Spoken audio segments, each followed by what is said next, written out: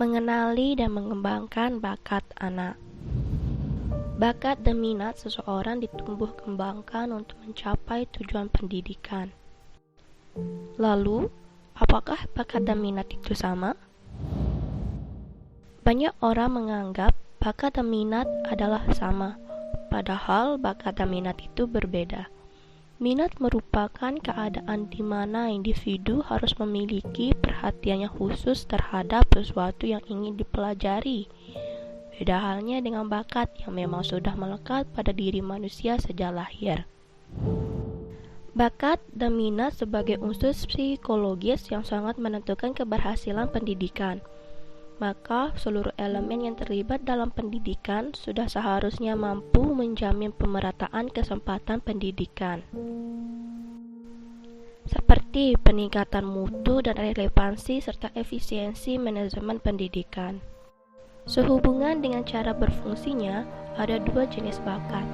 1. Kemampuan pada bidang khusus atau talent, misalnya bakat musik, melukis, dan sebagainya.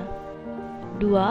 Bakat khusus yang dibutuhkan sebagai perantara untuk merealisir kemampuan khusus seperti bakat melihat ruang atau dimensi dibutuhkan untuk merealisasi kemampuan di bidang teknik arsitek. Mengembangkan minat dan bakat siswa. Setiap anak memiliki kelebihan dan talenta yang sebagian sudah bisa tampak atau ditenggarai pada usia dini. Namun, tidak jarang pula masih ada kemampuan dan bakat lain yang baru muncul di usia remaja. Atau bahkan pada periode ini perkembangan lebih lanjut. Usia remaja merupakan periode perkembangan dengan keingintahuan yang tinggi, khususnya untuk berbagai area yang berkaitan dengan kehidupan remaja. Peran guru dalam mengembangkan potensi bakat dan minat siswa tingkat SMP. Salah satu hal yang bisa mendorong kesuksesan peserta didik adalah guru. Guru yang baik tentu memiliki peran guru dalam mengembangkan bakat peserta didik. Seperti yang pertama, membantu peserta didik meyakini dan fokus pada bakat dirinya. Guru yang mengajar beragam mata pelajaran tentu harus memahami apa kepandaian dan kesusahan yang dialami peserta didiknya, sehingga bisa menjalankan peran guru dalam mengembangkan bakat peserta didik, yakni terus melatih pada hal-hal atau mata pelajaran yang ahli dan terus memotivasi untuk bisa menyelesaikan hal-hal atau mata pelajaran yang belum ahli.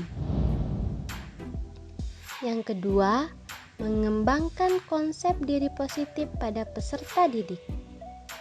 Setiap guru tentunya harus memberikan semangat positif pada peserta didiknya, bukannya malah meremehkan atau tidak menghargai usahanya. Guru yang baik yang bisa menjalankan peran guru dalam mengembangkan bakat peserta didik akan selalu membuat peserta didiknya berprasangka baik pada dirinya sendiri dan masa depannya, karena beragam pelajaran menyenangkan yang diberikan. Yang ketiga, meningkatkan motivasi peserta didik untuk mengembangkan dan melatih bakatnya. Guru dalam menjalankan peran guru dalam hal mengembangkan bakat peserta didik harus bisa memberikan gambaran positif tentang bakat yang dimiliki siswa sekecil apapun itu, di mana orang yang pintar namun malas akan kalah dengan orang yang biasa saja namun tekun dan pantang menyerah. Yang keempat, berikan penghargaan dan pujian untuk setiap usaha yang dilakukan peserta didik. Sekecil apapun prestasi atau hasil yang dimiliki peserta didik, jika terus dikembangkan dan dihargai, lama-kelamaan akan menjadi besar, karena kesuksesan memang sebuah proses. Namun, jika diremehkan, maka hasil tersebut akan berhenti sampai di situ dan akhirnya guru gagal dalam menjalankan peran guru dalam mengembangkan bakat peserta didik. Yang kelima, mendukung peserta didik untuk mengatasi berbagai kesulitan dan hambatan dalam mengembangkan bakatnya. Tiap proses tentu ada kesulitan, di mana tidak ada hal yang berjalan lancar dari awal hingga akhir. Inilah peran guru dalam mengembangkan bakat peserta didik, yakni untuk meyakinkan bahwa ketika terjadi sebuah kegagalan, bukan berarti bodoh atau tidak berbakat, namun sebagai pengalaman yang kedepannya bisa menjadi pelajaran untuk menjadi lebih baik lagi. Yang keenam, menjalin hubungan baik serta akrab antara guru atau orang tua dengan peserta didik. Guru dan orang tua dari peserta didik tentu lebih baik untuk saling mengenal sehingga bisa saling mengontrol bagaimana perkembangan dan kemajuan peserta didik tersebut. Yang terakhir, menyalurkan bakat peserta didik. Guru harus memiliki ide dan cara untuk peserta didiknya bisa menyalurkan bakatnya sehingga terus terasah dan terus maju. Peran orang tua dalam mengembangkan potensi bakat dan minat anak tingkat SMP. Bagaimana mengembangkan bakat dan minat anak? Orang tua bisa menemukan bakat anak dari minat atau kesukaan mereka. Jadi, pertama yang harus dilakukan orang tua adalah melakukan pengamatan. Apa saja yang mereka minati atau sukai. Seringkali mereka menyukai banyak hal. Mungkin orang tua juga seringkali menjadi bingung karena mereka ingin ini, ingin itu, tertarik ikut les ini dan les itu. Lalu bagaimana orang tua bisa mengetahui bahwa yang mereka sukai merupakan minat mereka dan bukan hanya sekedar ikut-ikutan teman-temannya saja. Minat yang tinggi itu akan bertahan lama. Jika seseorang anak menyukai sesuatu dan dalam jangka waktu yang lama, maka orang tua bisa menilai bahwa anak memiliki minat di bidang tersebut. Dari minat anak lalu berkembang menjadi bakat. Contohnya, anak sangat menyukai permainan catur. Dari minatnya bertahan lama, lalu setelah dileskan ternyata ada peningkatan, maka berarti ia berbakat menjadi pemain catur yang hebat.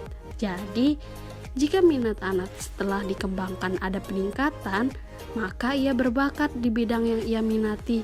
Setelah orang tua mengetahui minat dan bakat anaknya, maka selanjutnya orang tua memiliki peranan yang sangat penting dalam mengembangkan bakat mereka. Lalu, bagaimana caranya? Yang pertama adalah hendaknya orang tua mengerti tentang perkembangan anak dari segi kecerdasan, emosi, sosial, fisik, dan spiritual.